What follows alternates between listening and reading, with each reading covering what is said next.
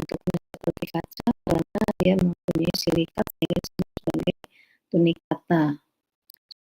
Gula.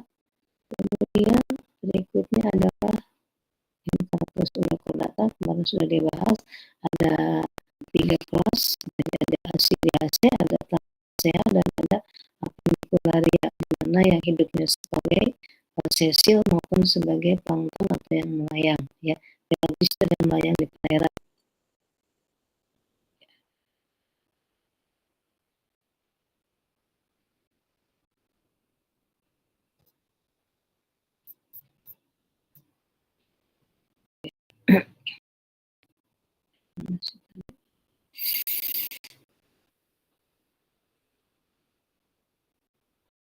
Kemudian yang lainnya adalah ini contohnya kemarin.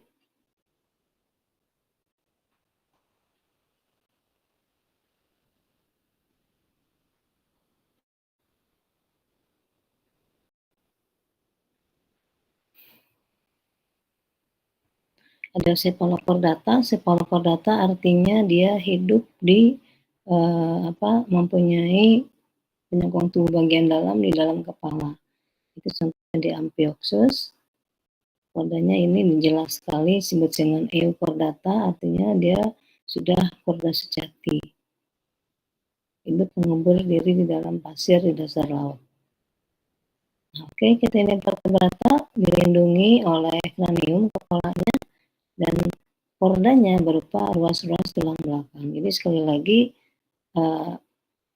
bedanya chordata dengan vertebrata adalah vertebrata itu bagian dari chordata, ya, karena dia mempunyai tulang belakang berupa ruas-ruas tulang belakang, chordanya yang merupakan kelompok hewan chordata. Oke, kita lihat ada subfilum vertebrata. Kita lihat lagi satu persatu. Yang pertama ada subfilum itu mempunyai 2 superkelas, yaitu ada Pisces dan ada superkelas Tetrapoda. Untuk superkelas Pisces ada kelas Agnatha, ada Placodermata, ada Chondrichthyes dan Osteichthyes. Untuk Tetrapoda ada amfibi, reptil, arthros, dan mamalia. Kita akan bahas mulai dari Agnatha, ya.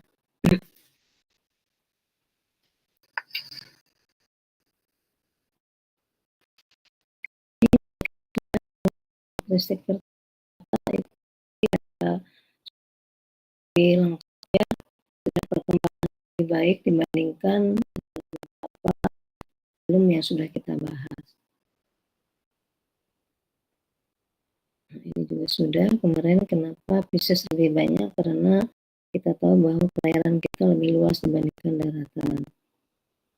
Nah, oke. Kita mulai dari tadi subkelas Pisces, ada kelas Agnatha.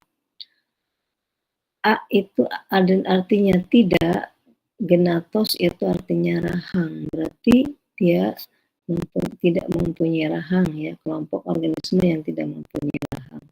Ada beberapa ordo, ada 2 ordo, ada Ostracoderma, ini sudah punah, dan ada ordo Cyclostomata. Cyclos itu artinya bulat, stoma itu mulut, berarti hewan yang tidak berahang yang mempunyai mulut yang bulat, ya.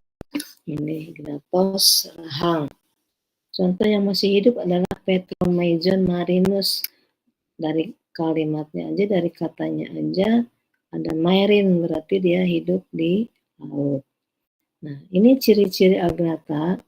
Merupakan ikan yang primitif tanpa rahang, kemudian hidupnya sebagai parasit atau pemakan bangkai atau scavenger namanya. Kalau pemakan bangkai itu scavenger, bentuknya seperti belut, mulutnya itu bundar sebagai penghisap, karena tadi kan dia hidupnya sebagai parasit, ya. Kemudian yang memanjang berbentuk silinder, ekornya pipi, dan kulitnya tanpa sisik. Ini adalah kelas Pisces yang paling primitif, ya, kita bicara. Kita nanti tidak akan mempelajari lebih lanjut tentang Agnatha karena itu adanya juga di laut, susah mengambil ikan untuk dipraktikumkan, ya. Itu. apalagi dia hidupnya parasit di beberapa ikan. Kemudian sirip tengah ya, sirip tengah itu bagian dorsal ya, disokong oleh tulang-tulang sirip, ada tulang rawan, ada sudah mempunyai mata, kantung hidungnya satu, terdapat di sebelah tengah bagian atas, tengkorak kepalanya dan visceralnya dari kantung tulang rawan ya, dan notochordnya masih ada arcus neuralis, jadi kayak apa namanya, bagian-bagian saraf yang tidak sempurna. Jantungnya ada 2 ruang, serambi dan bilik, dan darah merah bentuknya berinti memiliki butir-butir darah putih. Jadi kalau melihat ini sudah relatif lebih lengkap dibandingkan dari Urochordata maupun Cephalochordata ya, Agnatha ini. Ini adalah contoh dari tadi ikan dari Agnatha ya. Nah, tadi kan bentuknya seperti cacing ya, seperti belut. Ini mulutnya bulat yang masih hidup tadi kan. Cyclostomata, ordo Cyclostomata yang masih hidup saat ini. Ini mulutnya, jadi tidak ada Agnatha, tidak ada rahang ya. Agnatha, Agnatos ya. Nah, ini bentuknya seperti ini. Jadi dia sebagai penghisap pada ikan lain ya. Ini ada beberapa nama taksonominya. Ada nama, ini juga ditemukan oleh Linnaeus ya, Petromyzon marinus, Linnaeus.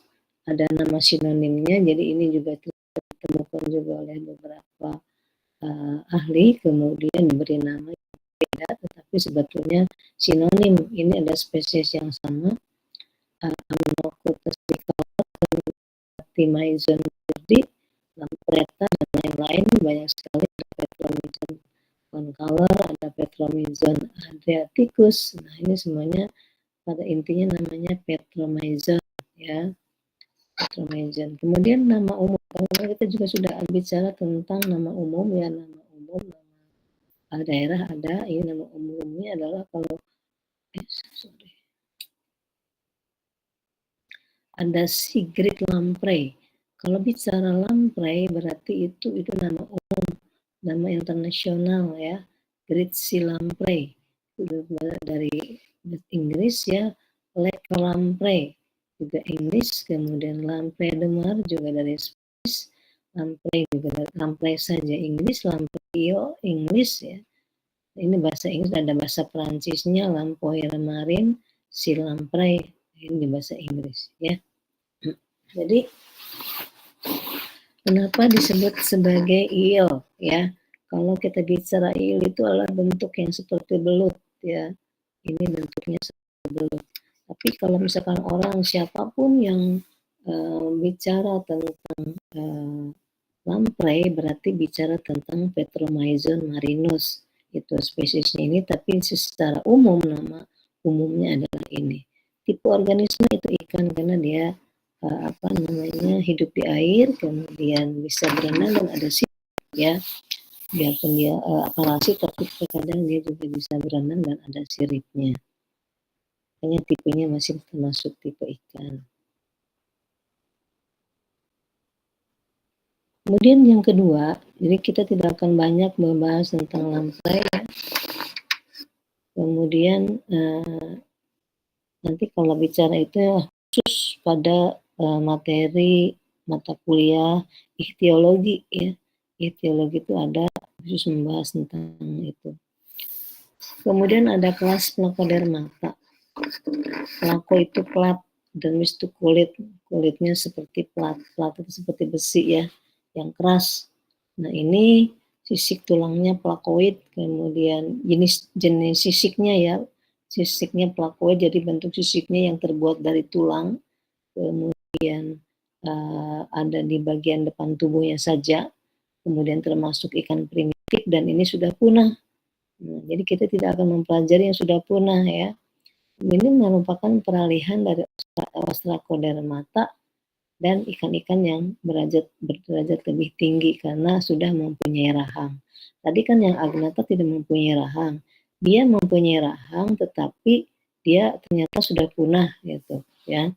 Kemudian nana hewannya ini merupakan hewan yang sudah lebih maju ya, muncul pada zaman Silurian 435 juta tahun yang lampau. Jadi ini yang tadi Cyclostomata masih hidup tetapi dia primitif kondisinya. Ini sudah lebih maju dari tadi tetapi dia sudah punah ya.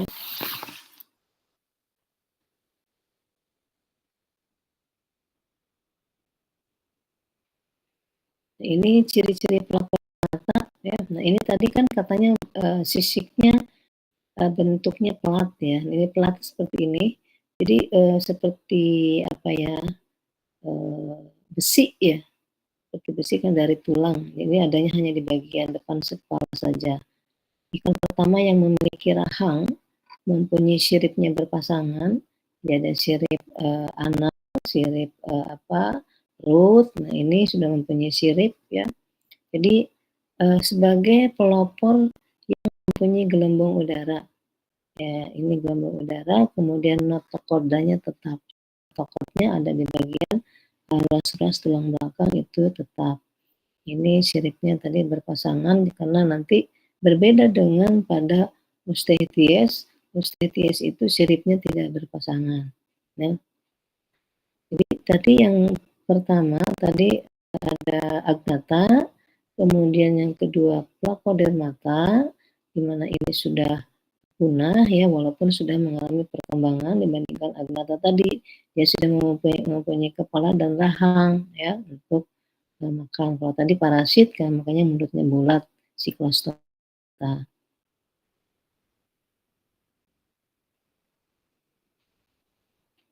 Nah, kemudian yang ketiga adalah kelas Chondrichthyes.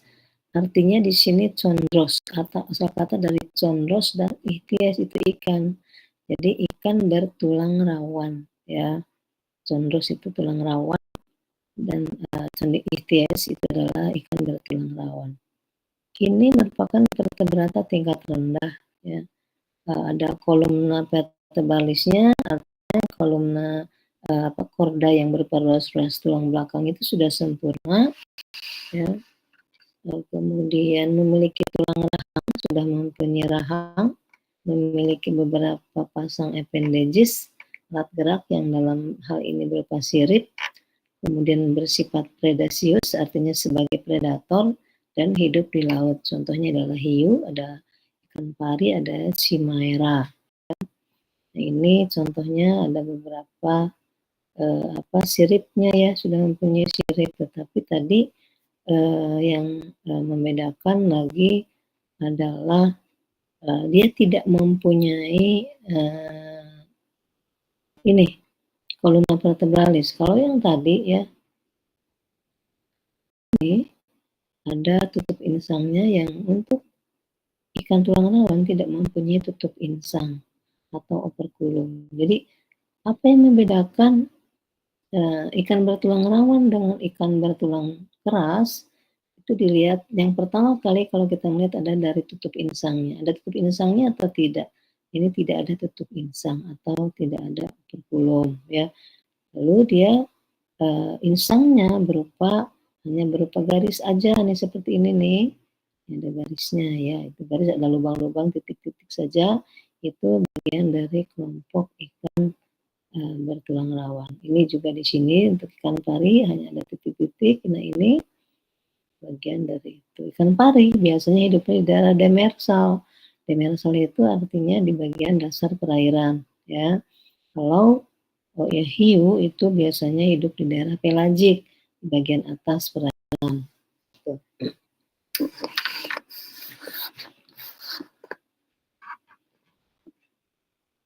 Nah, untuk ikan hiu atau ikan bertulang rawan itu kalau tadi kan di mana tuh di Cyclostomata mempunyai sirip yang pipih ya, bulat dan pipih. Kalau saya lihat di sini dulu.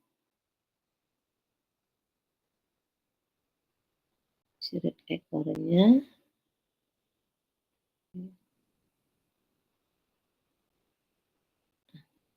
ini nggak kelihatan. Ini sirip ekornya sayang tidak kelihatan. Ini bulat dan membulat, ujungnya membulat ya, ujungnya membulat dan pipih. Kalau yang ini sayangnya saya harusnya ditulis di papan tulisnya. Nah, sirip ekornya heteroserkal. Hetero artinya berbeda ya, berbeda, ada yang satunya panjang, satunya pendek gitu ya. Jadi kalau homoserkal itu artinya sama, baik dia itu bentuknya bercagak maupun rata, itu berarti homoserkal. Tapi kalau untuk ikan bertulang rawan, sirip ekornya adalah heteroserkal. Kemudian untuk kulitnya keras dengan sisiknya namanya plakoid, nanti Anda akan praktikum tentang sisik ikan ya. Jadi nanti akan mengambil dari ikan itu sisiknya apakah plakoid atau sikloid atau apa gitu ya. Nanti plakoid, bentuk sisiknya plakoid, kemudian morfologinya berbentuk pipih, contohnya dari ikan pari ya. Ikan pari bentuknya pipih. Masuk.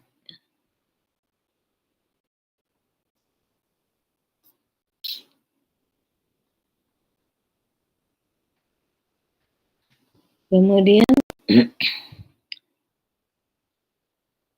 ada juga yang berbentuk gilig. Gilig itu seperti padat memanjang ya, itu gilig. Tapi kalau dorsiventral itu pipih, pipih melebar ya. Itu pada ikan pari ya. Kemudian beberapa hiu dapat kehilangan 30.000 lebih gigi semasa hidupnya. Jadi dia akan terus bertumbuh giginya untuk selama hidup. Jadi banyak gigi yang hilang ya. Ini ciri dari siripnya heteroserkal, kemudian dia tidak mempunyai gelembung renang ya. Gelembung renang pada ikan hiu itu tidak mempunyai gelembung, ikan hiu atau ikan bertulang rawan itu tidak mempunyai gelembung renang, tetapi mempunyai tulang yang fleksibel. Bukan tulang rawan berarti bukan tulang yang mudah patah ya, tetapi tulangnya fleksibel karena dia harus berenang pada laut dalam yang mempunyai tekanan hidrostatik tinggi. Jadi sehingga dia memudahkan dia untuk bergerak dan untuk menahan tekanan, untuk mengapung ya. Nah, kita lihat tadi kelas Sondictyes itu dibagi menjadi beberapa ya. Ada yang disebut dengan subclass. Kelas pertama yaitu Elasmobrans namanya. Ini sisiknya plakoid dan tidak ada operculum. Ada juga ternyata secara umum ikan Sondictyes itu tadi ada yang umumnya tidak mempunyai operculum, tapi nanti ada beberapa yang kekecualian yang mempunyai operculum. Kemudian ada dibagi lagi menjadi beberapa ordo ya. Dari Elasmobrans itu mempunyai sisik plakoid dan tidak ada operculum. Contoh pada ordonya adalah Plerotremata, itu Suqualiformes, contohnya dari ikan hiu ya. Kemudian Hipotremata atau dari Rajiformes, contohnya ikan pari. Nah ini tidak ada operculum hiu dan pari ya.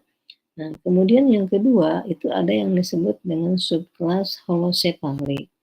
Ini celah insangnya ada ditutupi oleh operculum. Ya. Contohnya dari Chimaera atau Chimaeriformes, hiu hantu ya.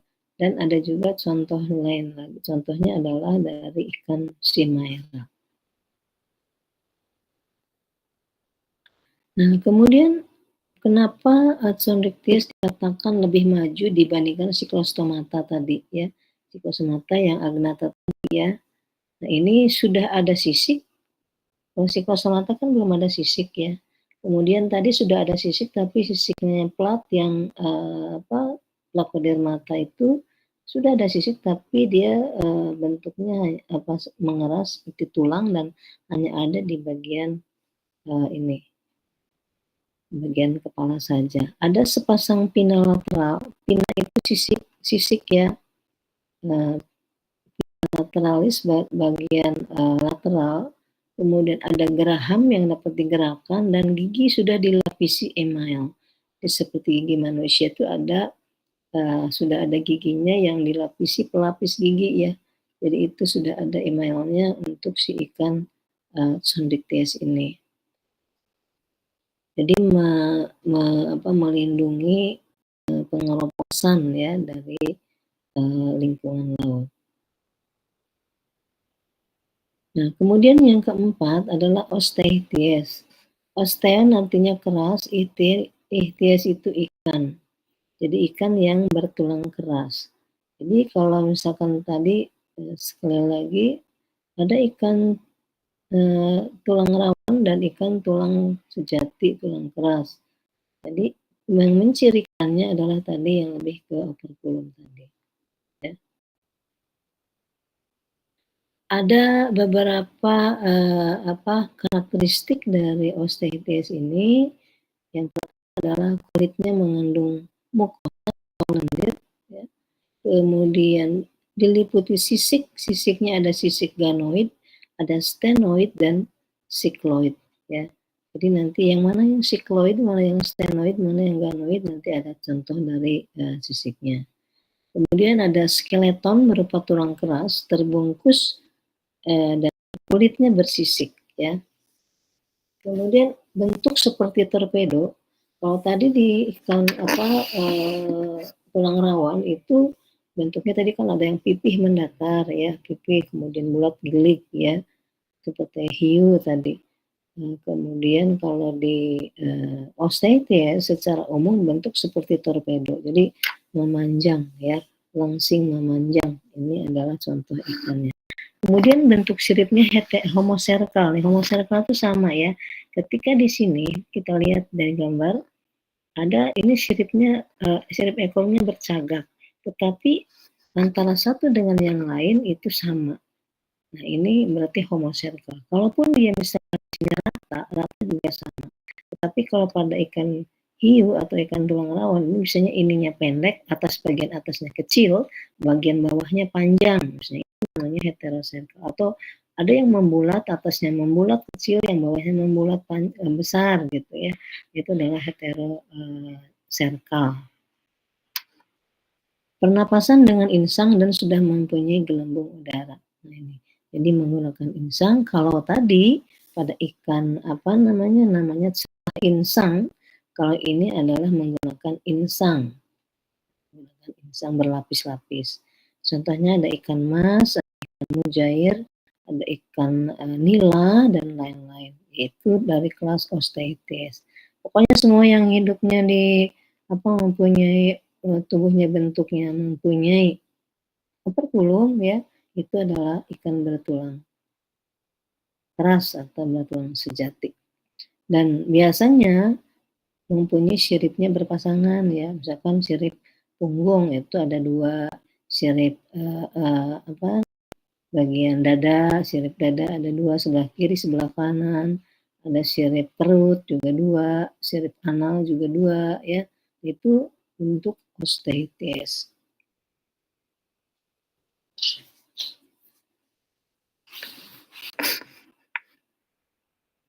Nah, ini ciri-ciri Osteichthyes, mulutnya di ujung, jadi nanti juga ada beberapa tipe mulut ketika kita melakukan identifikasi ya.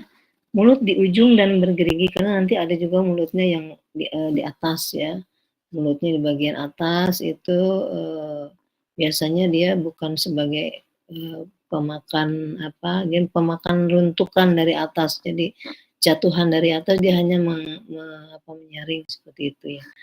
Kalau ini mulut di ujung dan bergigi, kemudian mempunyai rahang, ada lengkung insang kan ada kalau kita buka ikan aja ya, di situ ada insangnya, ada lengkungan insang melekat ke situ tempat si insang tadi melekat. Kemudian ada sirip yang berpasangan, lubang hidungnya, nostrilnya juga berpasangan, ada dua lubang hidungnya dan tidak mempunyai kelopak.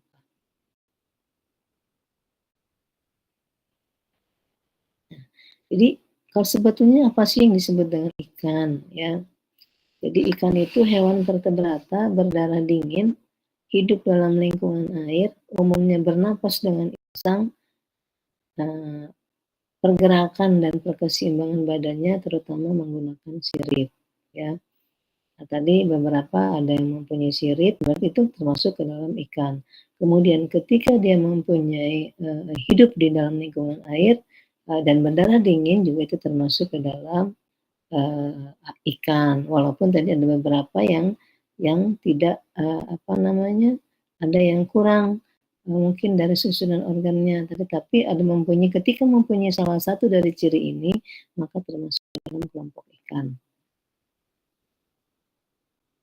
Jadi pada umumnya dimaksud dengan ikan secara sebenarnya adalah termasuk ke dalam ikan-ikan termasuk Osteichthyes ya, ostei bertulang yang bertulang sejati. Nah, kemudian berdasarkan biodiversitasnya ya, bahwa ikan itu bervariasi baik dalam hal bentuk, ukuran maupun habitat. Makanya ini yang menyebabkan ikan beberapa keanekaragamannya tinggi ya. Nah, ini dari bentuknya ada yang irregular, ada yang macam-macam, bisa memanjang, bisa memipik, bisa yang apa namanya melebar, bisa macam-macam ya. Nah, ini adalah dari bentuk, ukuran dari mulai beberapa mili sampai beberapa meter, kemudian habitat dari beberapa habitat dari beberapa lapisan air, lapisan kalau di laut dari lapisan air paling atas sampai ke paling bawah, itu habitat dari ikan. Nah, bisa ada di lautan, di dalam perairan tawar, juga bisa habitatnya di kolam, bisa di danau, bisa di rawa, bisa di estuaria ya, dan lain. Jadi ini habitatnya sangat luas sehingga ikan bervariasi. Nah, tetapi walaupun bervariasi, ikan itu mempunyai satu pola dasar ya. Pola dasar secara morfologi itu tubuh terdiri dari kepala, ada badan dan ada ekor, dan bentuk adalah bilateral simetris.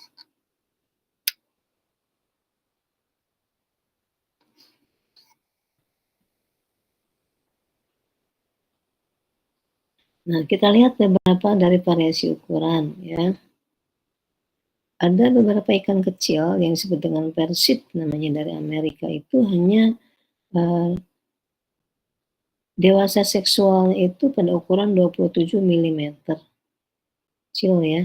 Jadi sampai dewasa dia hanya 27 mm.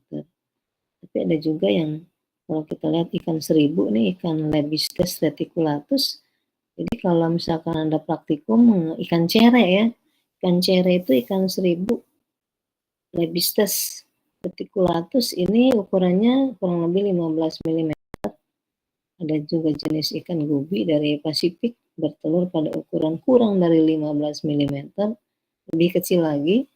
Kemudian yang lebih besar itu contohnya dari ikan hiu dari Rhincodon bisa mencapai 25 meter, 21 meter, berat 25 ton atau lebih ya.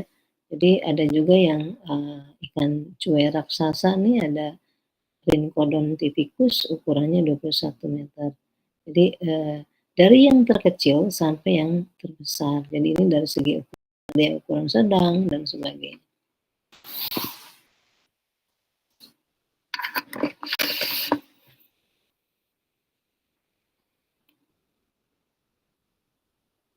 Kemudian ada lagi yang bervariasi dalam hal habitat ya.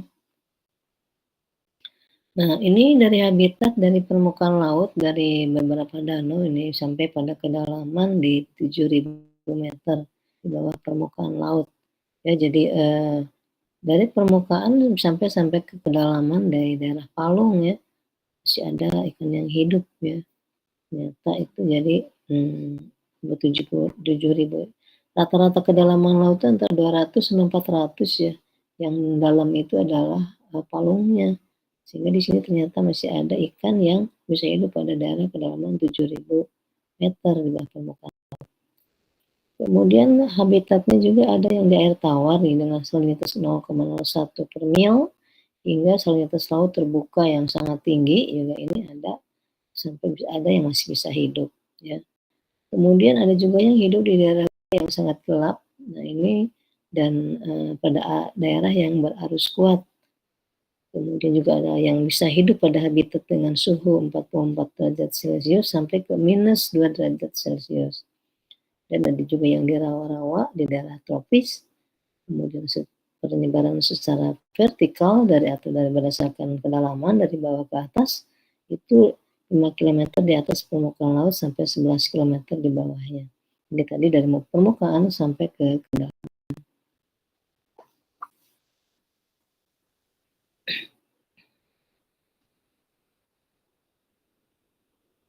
Jadi ini dari variasi habitat, baik habitat berdasarkan kedalaman maupun habitat berdasarkan parameter lingkungan. Ya. Kalau tadi berdasarkan ukuran. Sekarang variasi berdasarkan bentuk ya. Ada berdasarkan bentuknya itu ada bentuk torpedo, ada pipih ya. Pipih itu macam-macam ya, ada pipih mendatar, ada pipih yang apa seperti picak itu seperti ikan ini ya. Kayak ikan sebelah itu ikan pipih ya, ikan sebelah itu pipih. Banyak sekali ikan laut yang bentuknya pipih. Kalau yang picak itu pipih melebar. Itu contoh pada ikan pari, ada bentuknya panah, ada bentuknya bulat, ada yang bentuknya macam-macam kan.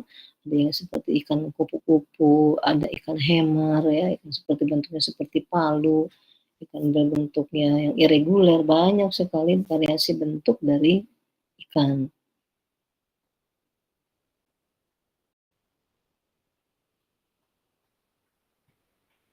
Oke. Nah, sekarang kita tadi sudah tahu bagaimana si ikan-ikan itu ya kelompoknya bagaimana, kemudian hidupnya di mana dari bentuk dan macam-macamnya. Sekarang kita akan membahas satu persatu dari morfologi ikan ya. Yang pertama adalah sistem inti gumi. Inti gumi itu adalah yang membalik tubuhnya itu apa saja. Nah, jadi ikan itu sistem integumennya dari kulit dan yang sebenarnya dan derivatnya. Jadi ada kulit dan ada derivatnya. Derivat itu adalah sisiknya ya. Nanti kita lihat satu persatu. Jadi untuk kulit itu mempunyai fungsi tentu karena ikan itu hidup di air. Di air itu adalah sebagai tempat berbagai macam partikel tercampur di dalam air sehingga itu yang harus diadaptasi oleh si ikan. Jadi alat pertahanan pertama terhadap lingkungan dan perlindungan terhadap faktor lingkungan. Kemudian ada alat ekresi dan osmoregulasi.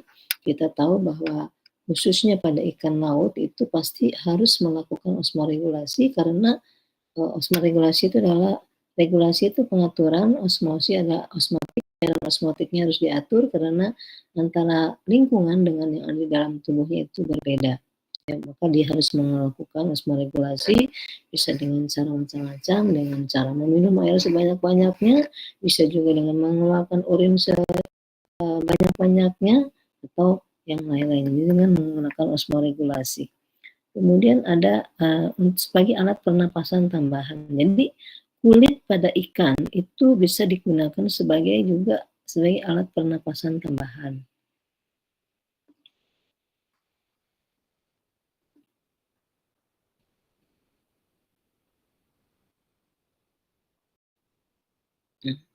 Sekarang kita lihat kulitnya itu ada lapisan. Jadi kulit itu berlapis-lapis ya, ada lapisan epidermis dan lapisan dermis. Lapisan epidermis dibagi lagi menjadi lapisan epidermis luar dan epidermis dalam. Nah, untuk lapisan epidermis luar nanti kita singkirkan dulu, kita lihat langsung ke lapisan dalam dulu. Terdiri dari sel-sel aktif yang membelah. Ya. Di sini untuk mengganti sel-sel yang rusak adalah ada di lapisan dalam. Lapisan epidermis dalam itu disebut sebagai lapisan atau stratum germinativum atau lapisan Malpighi. Germinasi itu kan kayak perbaikan ya, perkecambahan, pembentukan baru, germinasi. Jadi disebut lapisan germinasi atau germinativum atau lapisan Malpighi itu ada di lapisan epidermis bagian dalam. Kemudian yang kedua adalah di lapisan dermis. Lapisan dermis itu terdiri dari sel-sel yang susunannya kompak, padat, ya, padat untuk pembentukan sisik dan derivat sisik. Nah ini, jadi dermis itu adalah tempat pembentukan sisik, sehingga di sini disebut sebagai lapisan atau stratum compactum. Kompak itu padat, kan sering dengar ya, bedak kompak, bedak padat. Ini padat karena padat terdiri dari susunan yang kompak ya, dari beberapa sel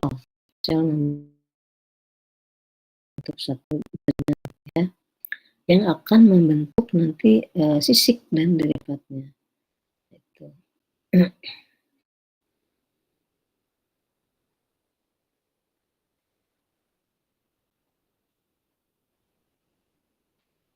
Ini adalah contoh dari kulit dari ikan ya. Ini nanti epidermis. Nah ini adalah epidermis luar nih tadi ya. Epidermis luar itu ada mucus gland, glandula mucosa, ada glandula granula ya, epidermis luar. Kemudian ada tadi stratum germinativum nih, ada epidermis bagian dalam ini. Kemudian ada juga dari dermis tadi, stratum compactum ini, dan ada stratum laxum ya. Ini bagian dari kulit ikan tadi.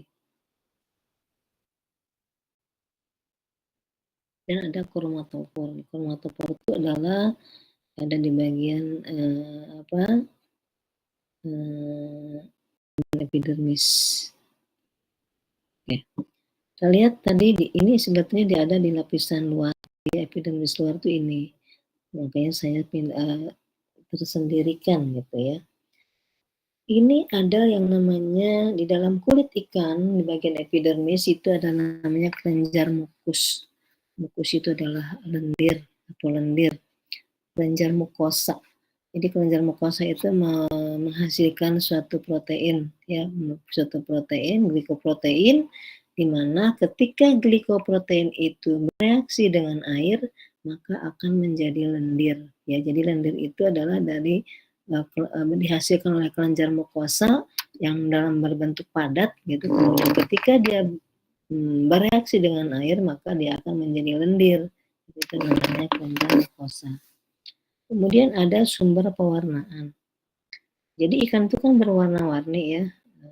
Ini bagian luar itu tadi ada kelenjar mukus, kelenjar lendir, ada kelenjar warna, kelenjar racun, ya, kelenjar cahaya. Nah ini ada di bagian epidermis luar.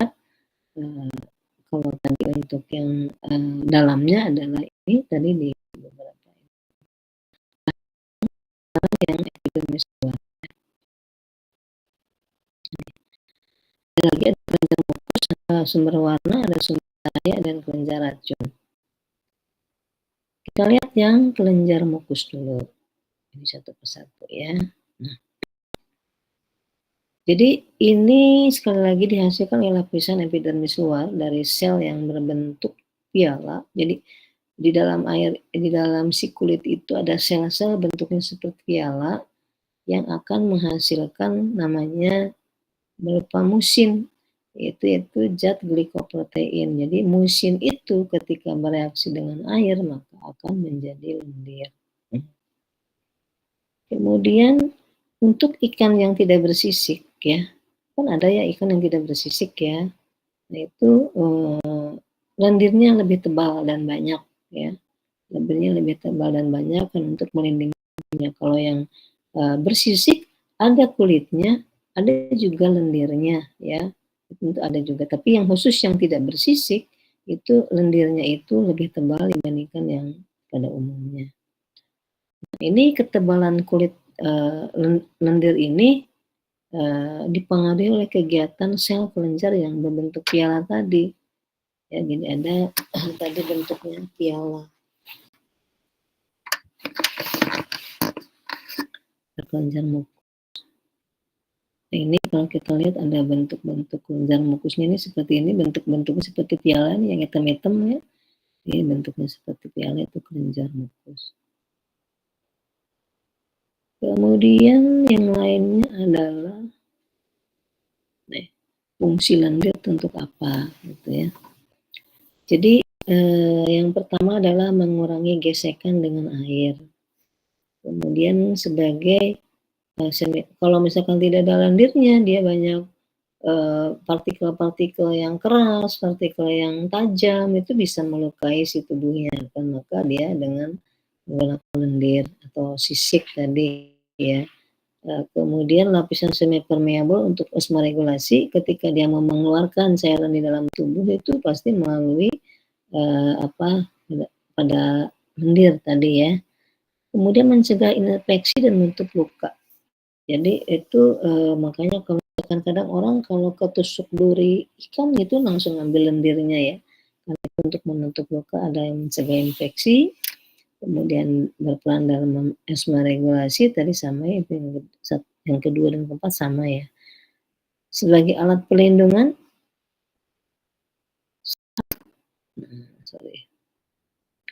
saat terjadi kekeringan ya.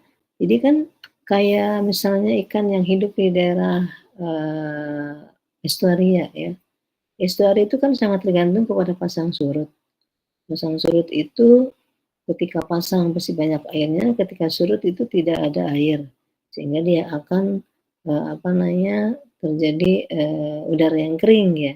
Maka di sini ada lendir itu berfungsi adalah untuk menghindari terjadinya saat kekeringan, melindungi ya. Contohnya ikan paru-paru itu dari Photopteris namanya.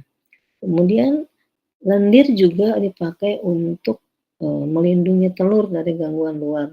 Biasanya dari anggota dari genus Trichogaster. Trichogaster itu ikan kakap ya, dari kelompok ikan kakap itu telur-telurnya itu dibungkus oleh lendir ya. Dibungkus lendir untuk menghindari predator. Itu. Kemudian juga kadang mungkin suka ngelihat ya ada telur-telur ikan yang digantungkan di sama si ikannya di dekat tanaman gitu ya, dekat tanaman, dekat sungai, dekat itu adalah dilindungi oleh si lendirnya itu sendiri.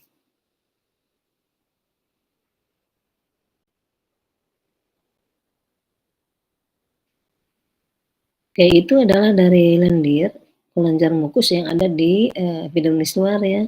Sekarang yang kedua adalah sumber pewarnaan ya.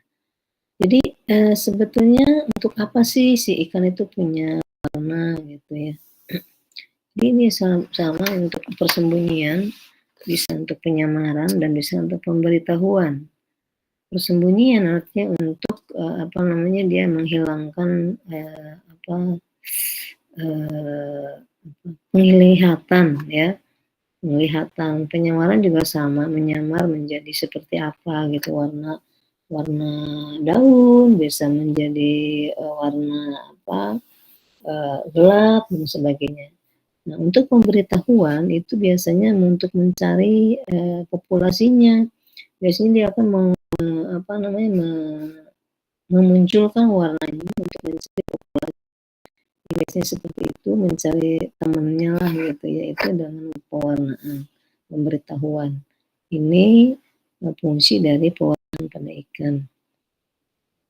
Nah, biasanya itu makanya nih kalau kita lihat bagian bawah nih, ikan itu berbeda pada tiap lapisan perairan. Biasanya pada yang hidup di perairan itu ikan yang bagian atasnya itu biasanya berwarna hitam ya.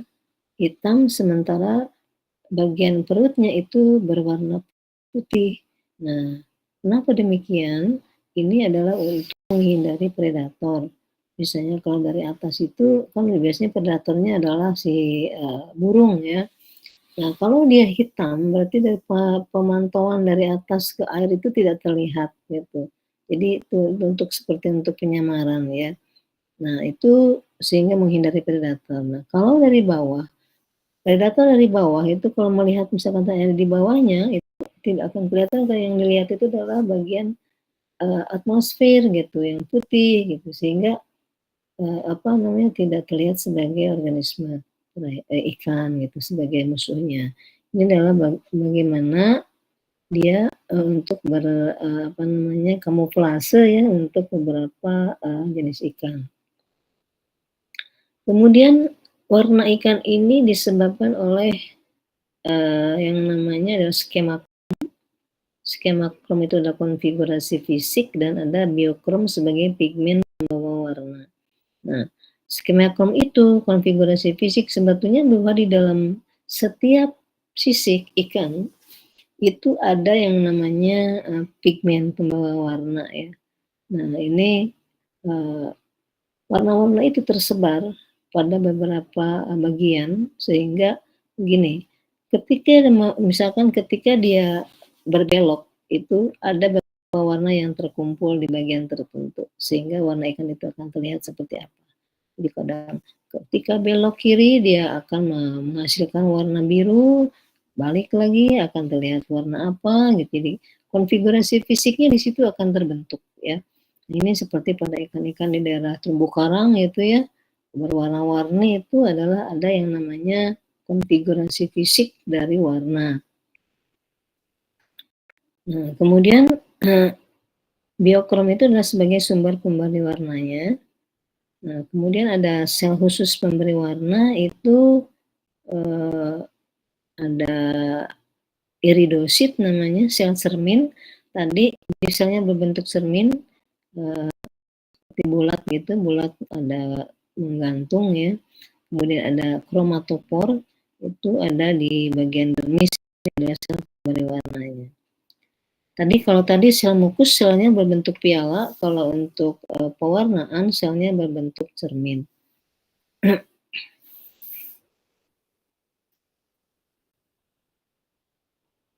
Oke.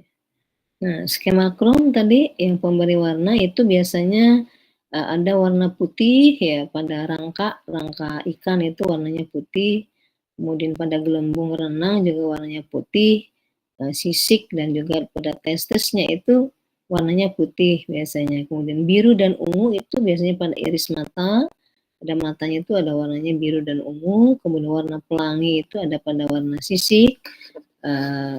Kalau yang pertama ini yang mana yang pada sisik ini dasar untuk melekatnya sisik itu putih ya. Kemudian tapi kalau pada warna pelangi itu adalah pada sisik itu sendiri, ada juga pada mata dan membran anus ya. Membran anusnya itu adalah warnanya warna pelangi berwarna-warni gitu. Kemudian biokrom tadi adalah jenis-jenis warnanya, ada karotenoid ya, itu biasanya termasuk kelompok karotenoid itu adalah bentuk warna kuning, merah, dan corak lainnya.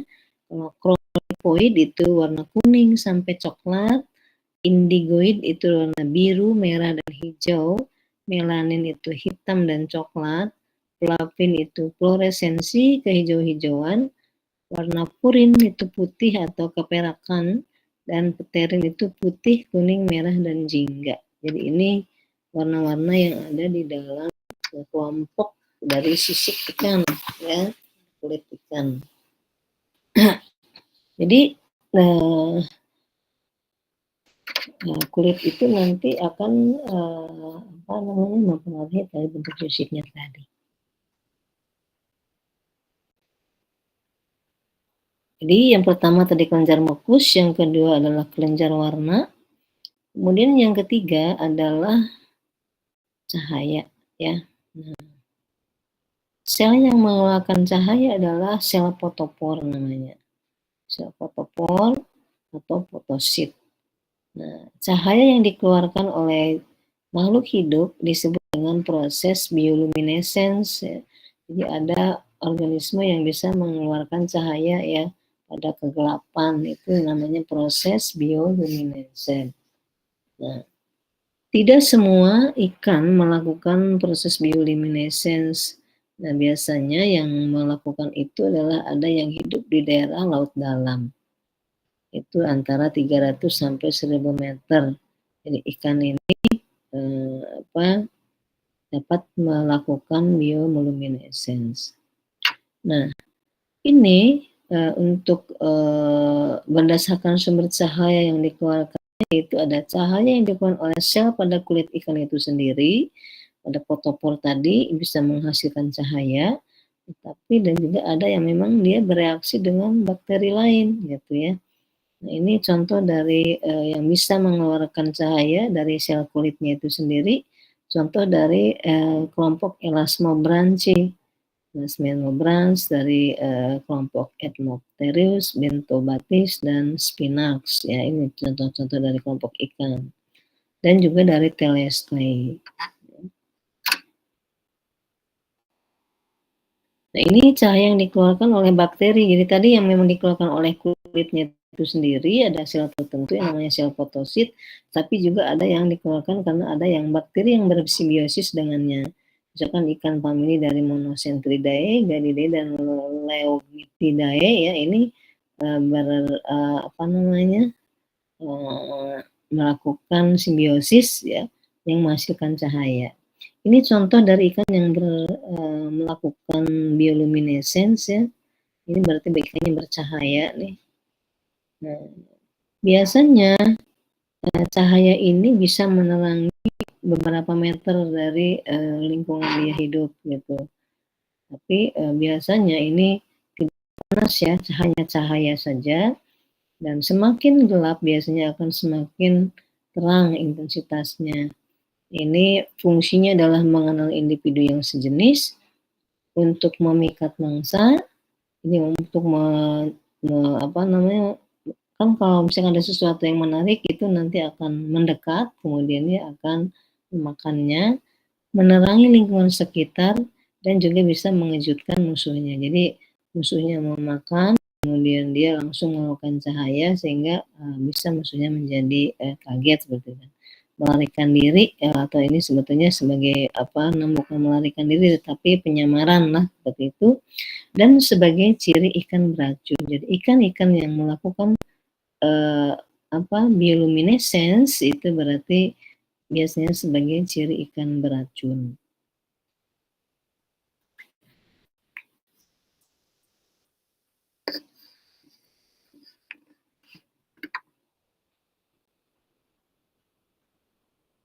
Nah, ini cahaya yang dikeluarkan memiliki panjang gelombangnya 400 sampai 600 mio ya, yang dapat menerangi sejauh 10 meter ya. Ini contoh pada ikan-ikan laut dalam ya. Nah, ini dari anglerfish ya, mempunyai tentakel yang bisa tentakelnya saja yang bercahaya, bisa seluruh badan yang bercahaya. Ini contoh ikan laut dalam itu kan ikannya bermacam-macam ya, dengan karakteristik yang misalkan yang memang giginya, ada yang giginya besar-besar, ada yang giginya kecil-kecil runcing, ada yang bentuk kepalanya tidak beraturan ya. Macam ini adalah bagian dari ikan laut dalam.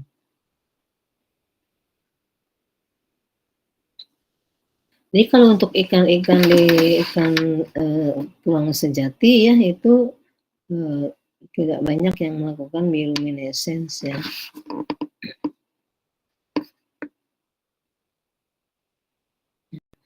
Kemudian pada kulit ikan ada yang namanya kelenjar racun ya.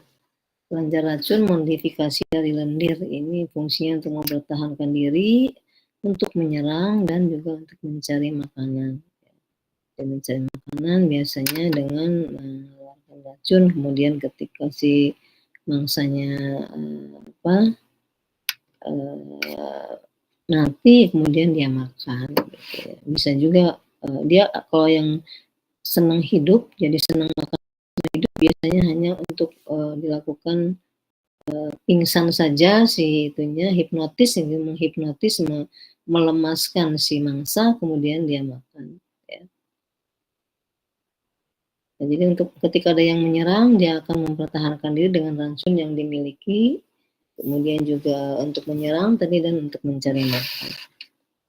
Nah, untuk ikan lele dan sebangsanya, ikan lele itu yang tidak mempunyai lendir ya, dan tidak mempunyai sisik ya. Jadi hanya ada, itu kelompok ikan yang tidak mempunyai sisik, itu adalah termasuk ke dalam subordo Siluroidea, ya. Semuanya itu tidak bersisik selain kalau kita lihat di laut mungkin pernah lihat yang namanya ikan layur. Ikan layur itu ikan yang tipis panjang, ya, tipis tapi besar panjang banget. Nah, itu adalah ikan layur, itu tidak bersisik dan itu banyak lendirnya. Nah, ini pada ikan lele sebangsanya yang tidak berlendir, yang tidak bersisik, itu ada racun pada jari-jari keras, sirip punggung, dan sirip dada. Nah, ini biasanya kan kalau misalkan sirip itu ada yang tulang-tulangnya itu ada yang mengalas, ada yang tidak, ya. Nah, ini ada jari-jari keras, ada jari-jari lemah. Nah, mungkin nanti akan praktikum melakukan ini, identifikasi jari keras, jari-jari lemah. Nah, ini pada lele racunnya itu ada pada jari-jari keras sirip punggung. Jadi makanya kalau makan ikan lele, sirip punggungnya dibuang, ya, sirip bagian atas dekat kepalanya itu dibuang. Dan juga sirip dada itu, ya, lebih baik dibuang semua karena itu racunnya ada di situ. Kemudian untuk contoh lain itu pada ikan buntal. Ikan buntal tahu ya, ikan yang membulat itu biasanya kalau dalam kondisi normal dia tidak membulat gitu, tapi ketika ada gangguan akan langsung menggembungkan badannya. Ini ada pada kelenjar empedunya. Jadi kadang karena orang tidak tahu ya, apa namanya, yang penting makan gitu, ikan buntal banyakin makan, ternyata si racunnya masih ada di dalam kelenjar empedunya, langsung digoreng gitu. Itu ternyata banyak racunan ikan buntal, ya. Kemudian ada ikan lepu. Ikan lepu itu ada racunnya ada pada jari-jari sirip punggung, pada sirip anal, sirip perut, berarti itu pada hampir setiap sirip, ya. Itu ikan lepu. Sedangkan pada ikan pari itu ada pada duri bagian ekor. Makanya suka ada kan ya, ikan pari dipotong itunya apa, ekornya, karena itu dulu ada yang sampai mematikan, ya, mematikan orang yang apa namanya sih, yang ini sebagai pelatih ikan pari dulu malahan meninggal, ya, karena racun yang ada dari duri ekor ikan pari.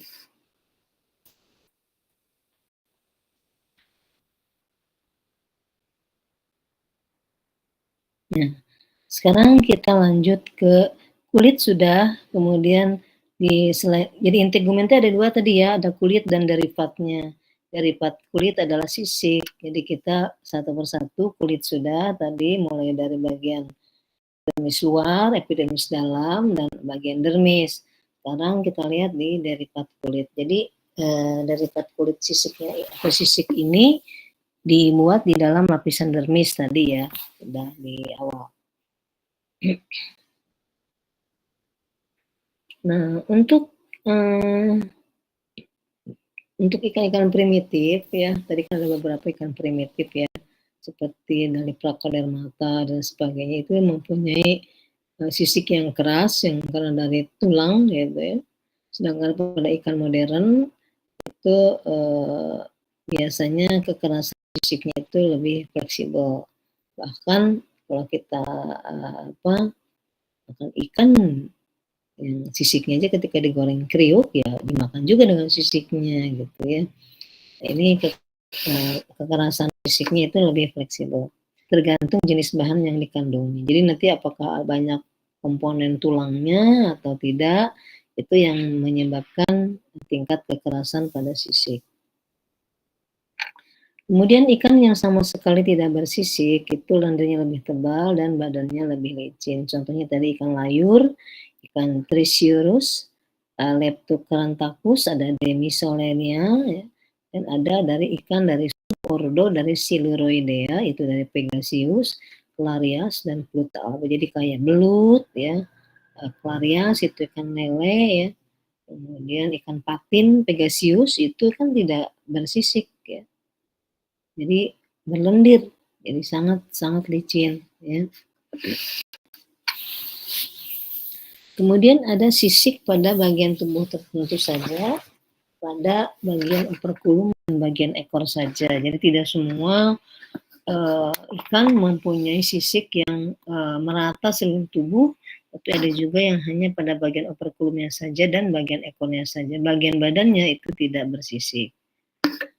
Kemudian ada yang ikan yang mempunyai sisik yang ditemukan hanya pada bagian linea lateralis. Apa itu linea lateralis? Itu kan kalau misalkan ikan itu ada bagian tengah itu ada yang memanjang ya, memanjang seperti garis itu ada fungsinya untuk apa namanya keseimbangan dalam saat berenang ya. Linea. Jadi hanya sepanjang itu bagian tengahnya aja ada yang hanya sisiknya ada di bagian itu, sisi bagian lainnya tidak ada. Gitu. Itu ada hanya di bagian linea lateralis aja. Kemudian contohnya pada ikan sidat atau anguilla namanya, itu ikan dengan sisik yang hanya ditemukan pada bagian linear. Gurat sisi ya, nama lainnya adalah gurat sisi. Itu gurat sisi itu sebetulnya ada yang tunggal, ada yang bercabang, ada yang banyak, ya, ada yang bentuknya lengkap atau terputus atau melingkar. Nah itu nanti ada di dalam identifikasi ikan. Ini sepanjang linea lateralis, contohnya adalah ikan sidat. Ya.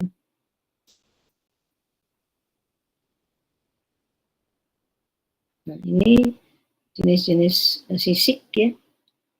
Tadi sisik itu jadi ada di mana-mana ya, ada yang keseluruhan mempunyai sisik, hanya di kepala saja, hanya ada di gurat sisi saja tadi. Kemudian ketebalan atau fleksibilitas sisik tadi tergantung dari campuran yang ada ya, dibentuk oleh apa. Ini berdasarkan bentuk dan bahan yang dikandungnya ya, dikenal ada 5 macam sisik.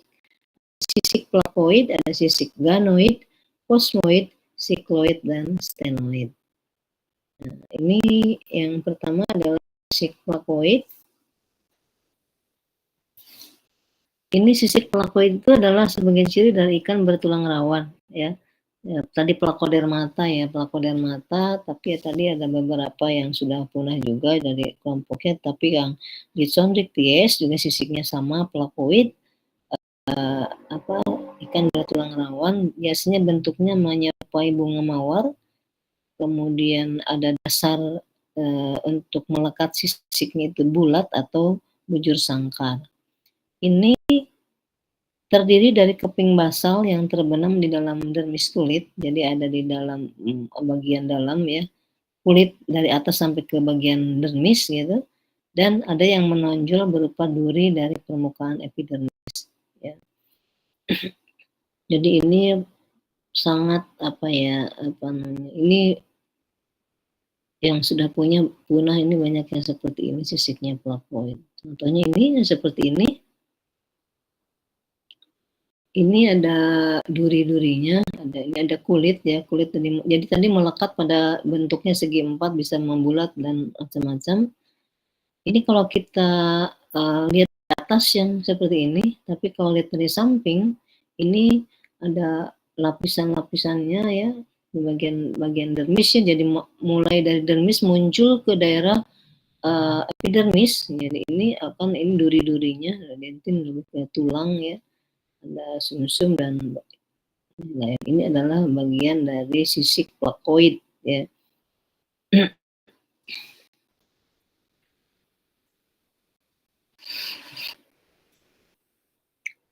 Banyak pada ikan bertulang rawan. Ini kalau kita lihat ikan hiu misalnya ya, dari jauh sih nggak kelihatan, tapi kalau dideketin itu sisiknya seperti ini ya, plakoid.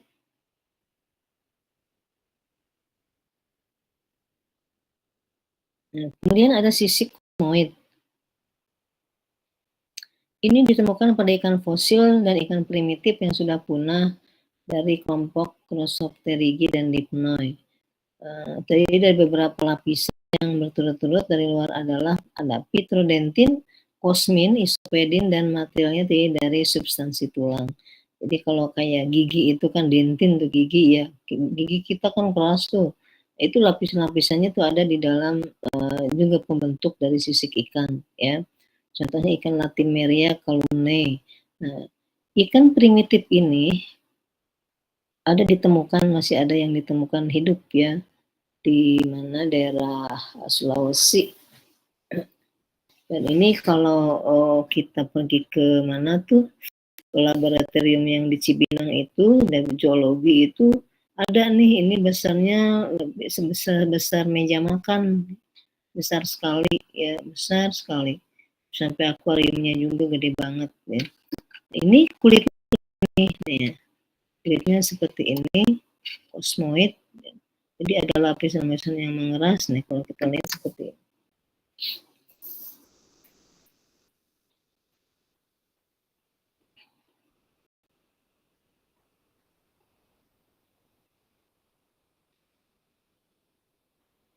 Ikan Latimeria calumnae. Kalau di apa nama umumnya adalah koelakan, koelakan. Di Indonesia kan ikan kolekan, tapi nulisnya koelakan tak, COLA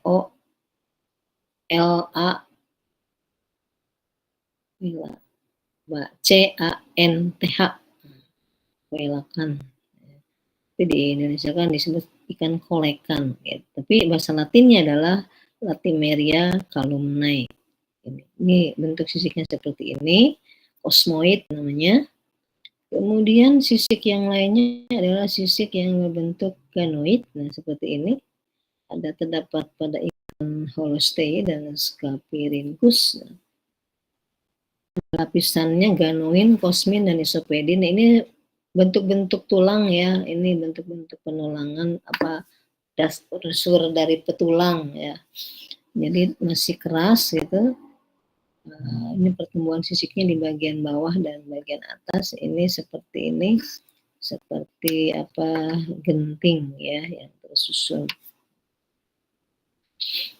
Kemudian yang lainnya adalah sisik stenoid, steni itu ada duri-duri kecil. Sisiknya tipis, transparan, sebetulnya sudah lebih fleksibel, tidak mengandung dentin. Nah, tadi penulangannya tidak mengandung seperti itu, seperti yang tadi penulangan dari bahan seperti gigi ya. Sisik ini terdapat pada golongan ikan telestei, terdapat pada golongan ikan berjari-jari lemah. Nah, ini tadi ada berjari-jari keras dan berjari-jari lemah. Jadi kalau misalkan kita lihat, sayangnya saya tidak bisa menggambarkan ya. Jari-jari lemah itu berarti ketika kita melihat siripnya, di situ tuh siripnya itu bercabang-cabang, ada tulang-tulangnya itu bercabang-cabang, itu namanya jari-jari lemah. Tapi ketika siripnya lancip-lancip, tulang-tulangnya lancip di dalam sirip, itu namanya jari-jari kuat ya, jari-jari keras. Nah ini banyak pada ikan-ikan berjari lemah. Dan golongan ikan berjari-jari keras juga ada untuk stenoid. Tipe sisiknya dari ini stenoid, jadi ada duri-duri kecil nih, steni namanya nih ujung-ujungnya. Nah, ini steninya. Contohnya adalah pada ikan mujair ya. Ikan mujair itu coba kalau kita ambil sisiknya relatif lebih keras. Lebih keras karena di situ ada steninya. Kalau kita pegang gitu, apalagi kalau dia dalam kondisi sudah di darat gitu ya, kering, itu kalau kita pegang dalam kondisi mati itu akan terasa keras ya. Karena ada siteniknya. Nanti mungkin bisa melihat perbedaan stenoid dan sikloid ya. Nah, kalau sikloid ini sikloid. Nah, sikloid itu lebih relatif paling lemas ya. Perbedaan antara sisi sikloid dengan setail hanya pada tidak adanya sejumlah duri. Kalau tadi di pinggir-pinggir sini ada duri-durinya sehingga terasa ada yang kasar, bagian yang kasar, tapi kalau yang ini di sini yang disebut ini bagian baris di bagian posterior, tadinya di sini tidak ada. Dan tipe sisik sikloid ini adalah contohnya pada ikan mas. Coba kalau Anda bedakan antara ikan mas dengan ikan mujair ya.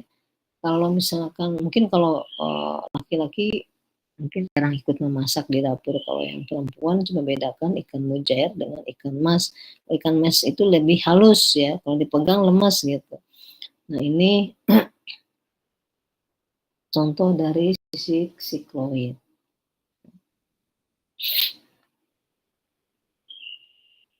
Nanti mungkin akan praktikum nanti membawa ikan mas, ikan mujair, atau juga dengan nanti ikan ikan apa tulang rawat ya. Bisa beli di pasar mana tuh? Rawamangun ya. Dulu ada beberapa ikan dan lihat diambil sisiknya, congkel, kemudian nanti dilihat di bawah mikroskop.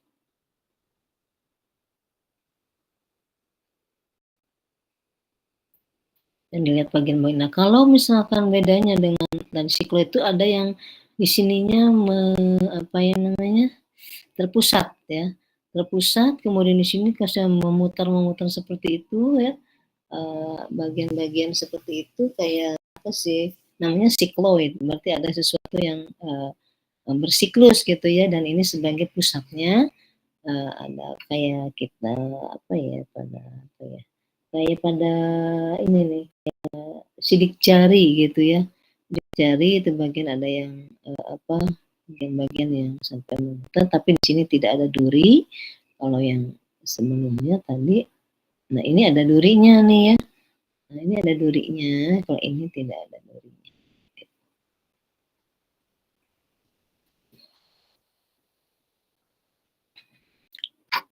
Sampai di sini ada yang mau bertanya?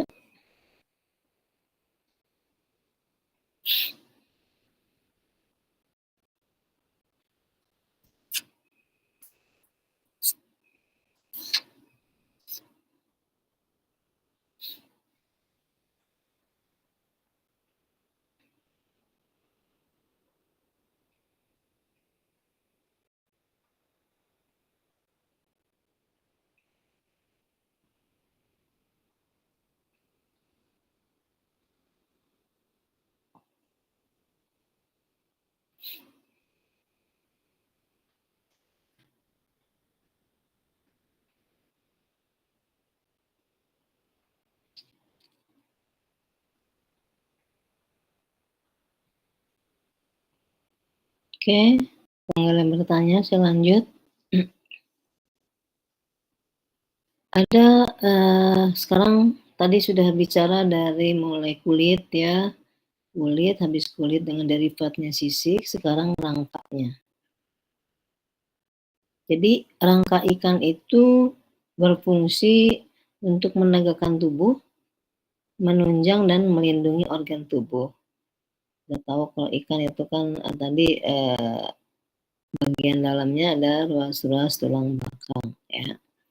Nah, struktur rangka pada ikan dibagi menjadi 3. Ada rangka aksial, visceral, dan apendikular. Struktur rangka ini dibedakan menjadi rangka aksial, yaitu adalah tulang tengkorak, ada tulang rusuk, dan tulang punggung. Ini bagian dari rangka aksial. Kemudian kalau visceral itu tulang lengkung insang dan derivatnya. Jadi insang itu kan ada tempat untuk melekat ya, ada tulang lengkung insang namanya. Dan ada juga yang disebut sebagai rangka apendikular. Apendikular itu adalah sirip dan pelekatnya. Sirip itu tempat, ada sirip tempat melekat, ada insang tempat melekat ya. Nah, sirip punggung itu disebut sebagai pinna dorsalis. Bagian dorsal itu pinna ya, jadi berarti sirip punggung. Ada sirip ventralis bagian bukan pinna abdominalis ya, tapi pinna ventralis. Sirip dada juga bukan ini tapi pinna pectoralis, dan sirip dubur itu pinna analis, dan pinna caudalis adalah sirip ekor. Jadi ikan secara umum mempunyai 5 macam sirip. Ada sirip punggung, sirip perut, sirip dada, sirip dubur, dan sirip ekor. Nah, masing-masing pada ikan bertulang sejati itu, sirip itu berpasangan, ya. Nah, sirip sangat penting juga untuk, apa namanya, untuk identifikasi, ya. Jadi apakah siripnya ada, 2, ada 1, kemudian bentuk sirip juga sama, ya itu adalah bagian dari, apa, kunci identifikasi.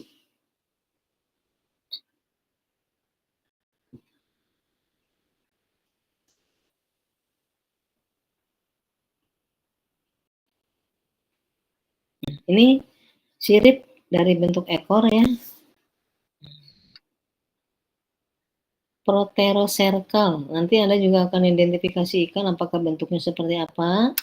Untuk, ikannya, ekornya, tumpul simetris, kemudian kolumna vertebralis, mencapai ujung ekor. Contohnya dari Cyclostomata. Jadi tadi pada ikan yang bermulut, bundar, bulat, atau dari ikan lamprey tadi, ini adalah jenis ekornya adalah Proterocercal. Jadi ada penulangan, ya. Penulangannya itu mencapai sampai ujung ekor. Sayangnya saya nggak bisa tulis, ya, gambarkan, ya. Ada juga Heterocercal. Heterocercal itu berarti kan berbeda, ya. Bagian ekornya berbeda, simetris, sebagian ujung ventral lebih pendek. Misalkan pada hiu. Hiu tercagak, kemudian ujungnya lebih pendek. Satu bagian lebih pendek, satu bagian lebih panjang, gitu. Kalau homocercal berarti berlekuk atau tidak dan ditunjang oleh jari-jari sirip ekor. Contohnya Osteichthyes sama homocercal. Kalau dipicercal bisa membulat atau meruncing dengan luas vertebra terakhir tidak mencapai ujung sirip. Nah, jadi sini ada nggak sih gambarnya, ya? Bentar. Nggak ada gambarnya.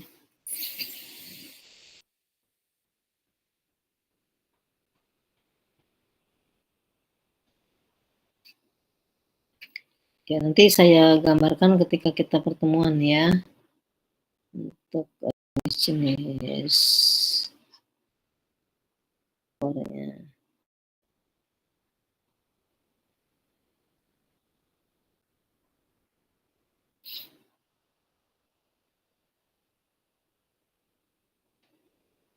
Oke.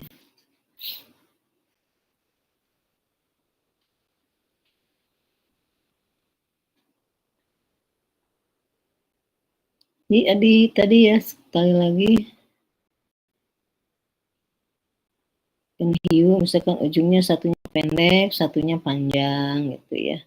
Kemudian kalau homocercal sama, ya, baik ya, apakah berlekuk atau rata, dia sama, panjangnya sama. Kemudian kalau yang dipicercal membulat atau meruncing, jadi situ tuh kan ada ininya, ada penulangannya.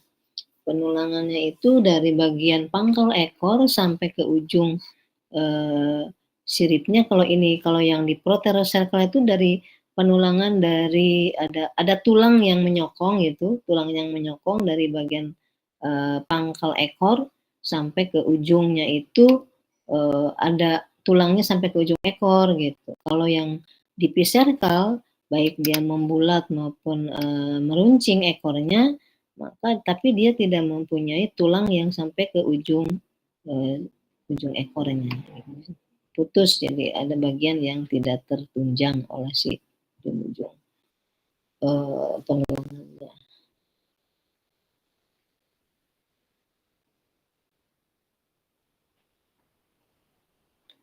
Nah, kemudian untuk bentuk tubuh, ya, tadi rangka, sekarang bentuk tubuh. Jadi ada beberapa bentuk tubuh itu mencirikan cara ikan tersebut hidup, ya. Ada datar, flat, contohnya ikan pari. Ikan pari itu disebut sebagai bentuknya datar atau flat. Ikan sebelah, ya, ikan sebelah mungkin pernah tahu ikan sebelah seperti apa, ya. Ikan sebelah itu pada saat dia kecil ikannya seperti biasa, ya, seperti biasa, tapi ketika dia dewasa nanti akan berpolusi ya, bermutasi menjadi ikan yang sebelah. Jadi hanya sebelah bagian, yang matanya juga pada hanya satu sisi. Nanti ini kita lihat ikan dari kelompok Pseudopleuronectes namanya. Kemudian yang bentuknya ideal. Ideal itu artinya bentuk streamline itu kayak lurus memanjang ya. Cara hiu, salmon, ikan barakuda itu proporsional gitu, memanjang dan itu langsing. Kaitannya dengan cara hidup dia yang khusus untuk cepat, gitu, torpedo. Gitu. Kemudian ada eel-like. Eel-like itu adalah yang bentuknya seperti apa tadi lut ya. Contohnya dari lele nih, lele, ada Claret batacus, ada ikan lamprey, ada pipih ke bawah itu depres, pipih dan ke samping, contohnya anglerfish, ya. Butterfly, fire, ya. Ini contoh ikan-ikan dari ikan kupu-kupu, ya. Ikan pipih tapi ke bawah ya. Kemudian ada ikan ya, ada bentuk bulat, contohnya ikan buntal dan bentuknya pita. Pita itu seperti pis panjang, yaitu seperti pita atau ribbon ya. Itu contohnya ikan layur. Itu beberapa contoh dari bentuk ikan.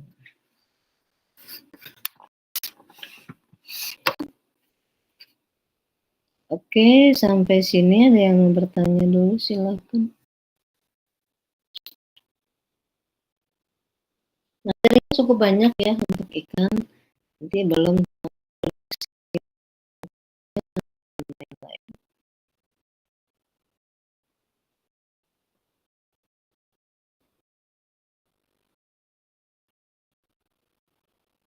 Oke, bertanya sampai sini masih bisa diedit.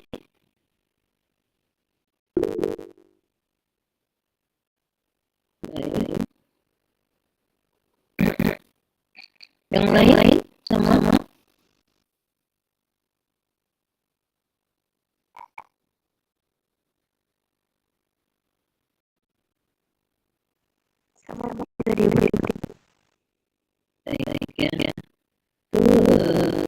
Itu baru bahas bagian kelautan ya.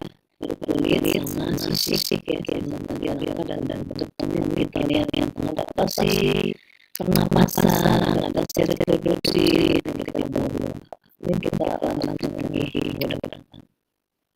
Baik, kalau gitu saya kira dulu untuk hari ini. Saya akan lanjutkan ke depan dengan dari selanjutnya. Boleh di screenshot dulu siapa yang sesuai dengan ada yang tidak.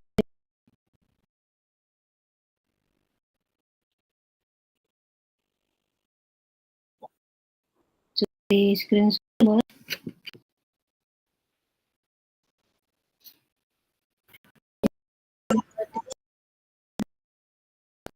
Kamera dulu.